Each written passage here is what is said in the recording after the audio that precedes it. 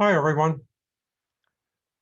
In this short video, I'm just going to talk about a few of the most obvious impacts that the coronavirus pandemic has had on international trade.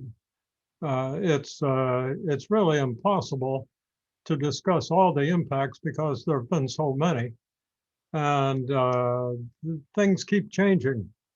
We keep discovering more impacts. And at the same time, the good news is that, at least in part of the world, economies are beginning to recover. And so whatever graphs I show you will be out of date by the time you look at them. So the purpose of this video is simply to demonstrate what the initial impacts of the onset of the virus were, to demonstrate what the consequences in international trade have been. So with that, let me just see if I can get the PowerPoint started here. As I think I've told you before, that doesn't always work out too well, but lately I've been having better fortune. So here we are, talking about COVID economic impacts. This is a chart done by the Organization for Economic Cooperation and Development, very reputable organization. And these bars represent changes in gross domestic product when inflation is taken out. So they're supposed to show, quote, real economic growth or decline. And as you can see, all these bars demonstrate decline. The average for the 60 OECD countries, you can see in the red bar on the left, was just about a 15% decline. Worldwide, it wasn't quite that bad. It was something on the order of 12.5 or 13%. But when we move over to the US, we see that the US deterioration was just a little greater than the world average. And so the US really took quite an economic shock. Korea turned out to suffer less than the US. China, and again, this is between the fourth quarter of 2019 and the second quarter of 2020. When the full year was over, these changes were not the same. China ended up with a modest growth. The US ended up with a modest decline, more than a modest decline, but promises to have a good recovery in the current year. China, on the other hand, is really taking off. India is somewhat of a question mark because it's got some unique problems in its infrastructure, as well as its regulatory and government mechanisms. We'll get into that a little bit more later on in the course.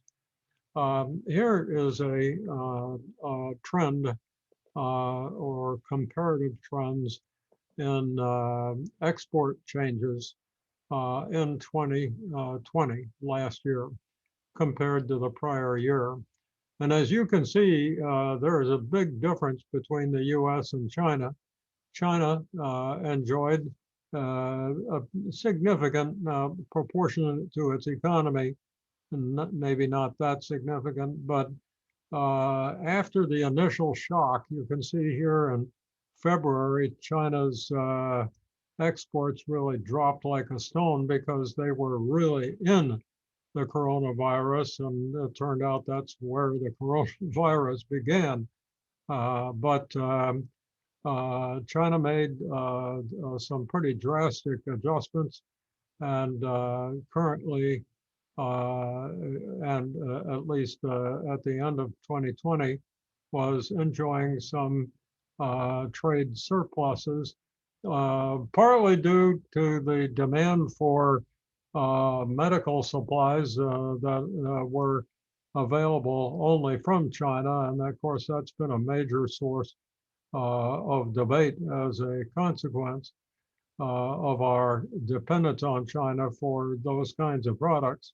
But you can see that the United States has suffered a pretty severe decline in its exports because it trades with countries in Europe, for instance, where the coronavirus in many locations has been more severe in its impact than it has been in the United States. You can also see that Japan has suffered a decline, probably due to reduction of auto exports. But I think that the purpose of this chart is to demonstrate the sharp difference between China and the United States. Okay. Pardon me, every once in a while I'll be drinking coffee because my throat gets raw if I don't.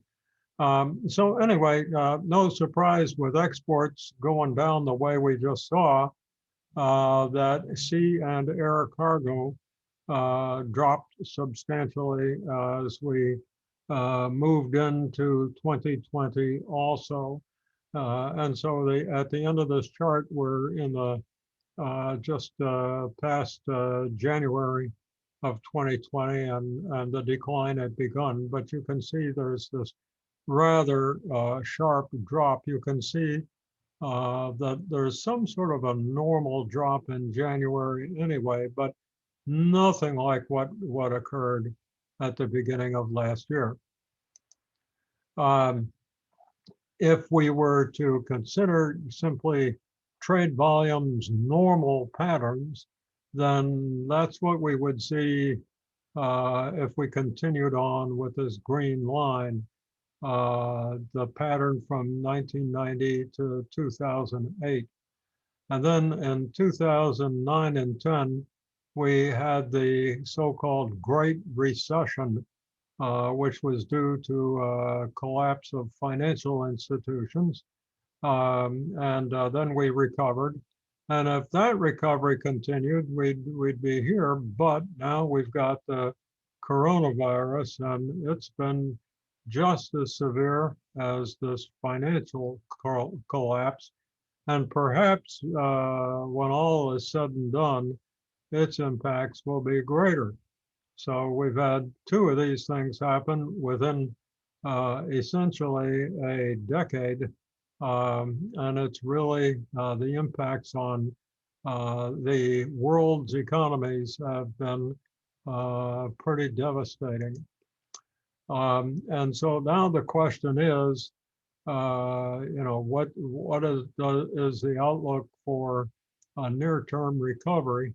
And I'm trying to get, I don't know whether you see this thing that I do, but there it is, it's out of the way now. But this is the World Trade Organization's expectations for a recovery pretty much as expected. That's the gray line. Better than expected, an optimistic outlook, and then a less optimistic, a more pessimistic outlook. And you can see that if the pessimistic outlook occurred, we'd still be back in around where we were in 2017. And the best case looks like we'll be able to get back on a growth track again, but not to the at the same level that we would have been at if we were to sustain this growth trajectory that the world's economies were on until the pandemic occurred. Taking a look at some individual regions, and again, I need to get something out of my way here on the video, but the gray line represents Asia, and the solid one is exports, and imports are the dotted line.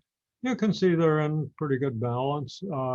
Yes, they've come down, but 100% would be the baseline for 2012 and the first quarter. And you can, and I think that we can see that if 100 is the baseline, that China came down, yes, from 130% of that base to 120, but still can call itself and pretty much still on a growth trajectory, or having still enjoyed the benefits of some growth. If we move over to North America, the blue line, we can see that the imports came down very dramatically, but the exports that we've already seen really dropped like a stone. You can just barely see it, but falls down right around 90. So the imports, we continued to buy goods and services from our trading partners, but we weren't able to sell them nearly as much. So you can see that we don't have the equivalence of imports and exports that China has, but rather we've got a trade deficit where we're buying more than we're selling. And then we get to Europe, and Europe's actually had it a little rougher than we have. Its exports are down dramatically. Its imports are as well. So of the three regions here, Europe by far has had it the worst. If we want to look at things in a little more specific terms, we can look at the GDP, real GDP, and take a look at the merchandise trade, and just look at the differences in some of these regions. So up in the first category here, we have world merchandise trade, exports and imports. So with exports, we see the North America, predominantly the United States, Canada's in there, but with a real serious drop. Looks like in 2021, the expectation is for a recovery, but not making up the entire amount that was lost last year. On the other hand, we can see that Asia as a whole dropped 4.5%. And in exports. And as we indicated, China did better than the Asian average. And in 2021 will make up all of that difference. It won't grow as fast as the US will, because the US has such a deep hole to dig out of. But basically, if we are to believe this forecast, every region will benefit in 2021. We're going to come out of the benefits from the coronavirus. But we have to pay attention. For instance, Europe will drop almost as much as the US in its exports, and recover less than that amount, as is the problem with the United States. So you got to look at both of these years together to appreciate exactly what's going on. With regard to imports, you can see again the US dropped a lot. It's not going to make up as much as it dropped. We can see that South America and Central America and Europe, insofar as imports, dropped drastically, and they're not going to make up anything like what was lost last year. So South America, Central America, Europe all are hurting. Asia, on the other hand, will make up its difference, its losses this year. Other regions, of course, include Africa and Africa. Here we have at the bottom GDP, real uninflated GDP. And we see that the North America dropped some, let's see, 4.5%, won't make it up this year. Asia, on the other hand, as a whole, dropped 2.5%. And we know that China actually grew last year about 2%. And Asia will grow more than that loss, about 6% in the coming year. So things are certainly looking better in Asia than just about anywhere else. You can see that Europe last year in its GDP has an average dropped over 7% and will make up 5% of that loss in the current year if these forecasts are correct. And of course, they may not be, but this at least gives us an idea of what smart people think the outlook is compared to the experience that we went through last year.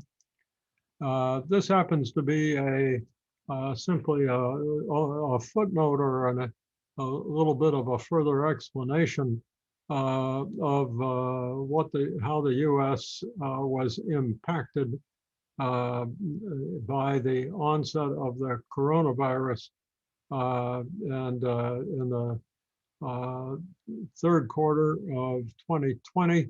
There was a decline already occurring, and I believe the chart on the bar on the far right represents I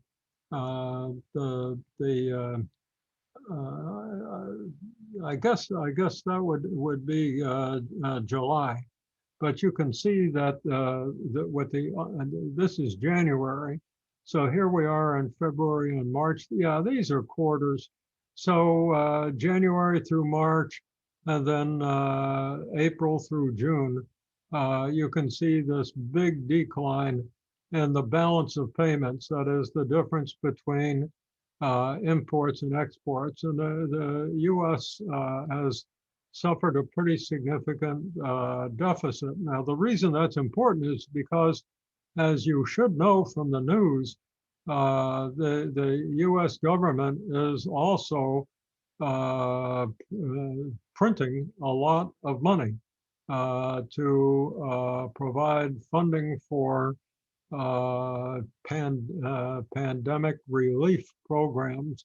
The one that is being approved virtually as I make this video is $1.9 trillion, and we just went through another program of about the same size in the fourth quarter of 2020. So this has some real ramifications for inflation and the value of foreign currency. Here now we're going to just take a look at what's been happening in some industries. The red and the blue flights outlines represent international flights, and you can see that they're down drastically. The green line represents flights just within the European Union, that is non-international. And if we did the same thing for flights within the United States, we'd probably see something similar.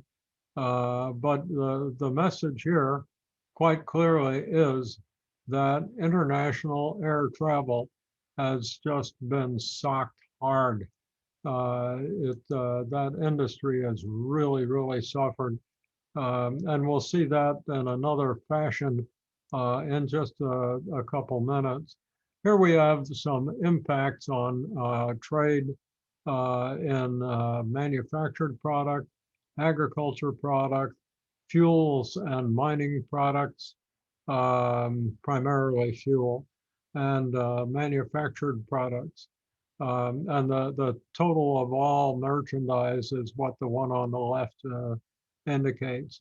And I think the key point here is that the impact of the coronavirus has differed between industries. There hasn't been a lot of impact in agriculture.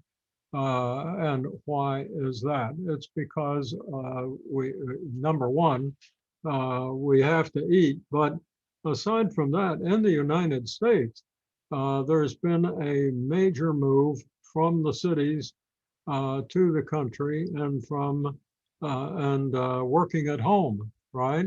And as folks work at home and don't go to the office, they buy more at the grocery store because they're not buying it at restaurants at work. But grocery consumption has really gone up. And because people are staying home more, they're just eating more. And so we can see what the impact, we can see that the impact on agriculture from the coronavirus has been there, but it hasn't been as much as you might have expected. As a matter of fact, in the first quarter of 2020, the impact was negligible, and then in the second quarter, 5%. So what a difference if we're talking about gasoline, for instance, and its impact and manufacturing. So the impact of the coronavirus has differed based on industries. And here's a little more detail regarding industries, and I'll let you look at this at your leisure. I don't want to go through every one of these industries with you. That would be kind of rough on you. But I think it's important to note at least where the extremes are. So what do we see? Which industry has been impacted most severely? Automotive products, which is a bit of a surprise because travel in and out of the cities and mass transit, public transit has really suffered. And so as a whole, the auto industry should have done reasonably well. And although these are changes in April, May, you can see in June things got better. And as the year of 2020 went on, the auto industry actually did get much better. Among other things, interest rates are low. And although they've started up with inflation, the auto industry benefited from low interest rates. So here we have a variety of products until when we get over to telecoms like cell phones, precision instruments and so forth, the degree of impairments were not nearly as in some of these discretionary products. And then when we get over here to the non-discretionary products like pharmaceuticals, computers to work at home with and so forth, those industries actually grew. So, you know, staying at home had some consequences which were actually beneficial for some industries. So here's the last slide, and I guess I saved it for last just so that, you know, it would be more exciting or dramatic or something. But these are shipments, airplane shipments from manufacturers in the United States, which is essentially Boeing. There are a couple small aircraft manufacturers, but for commercial aviation, it's Boeing. And you can see that the impact has just been drastic. We're still trying to figure out exactly how long this problem is going to last. And among other things, it's very dependent upon the success of the vaccination programs that are going on all over the world. So there you are, just a little review of the impact of coronavirus. In essence, there's a sort of a hidden meaning here. And that's the possibility that we'll have another coronavirus-like event. What has happened due to the coronavirus is that bad guys around the world who may be in terrorist organizations or whatever, they've learned a lot from the pandemic. They've learned that it's a lot easier to take some bad germs, put them in a container and sneak across a border somewhere and bring that stuff into the United States or whatever country they want to attack and unleash it. It's a lot less expensive than building rockets and bombs and all the devices that are required to control, steer, and deliver them. Biowarfare is a new kind of issue that people in your generation are going to have to deal with. So we need to understand more about how these things occur, how to plan for them, how to prepare to defend against them, and so forth. So this is just the surface of an issue that's going to be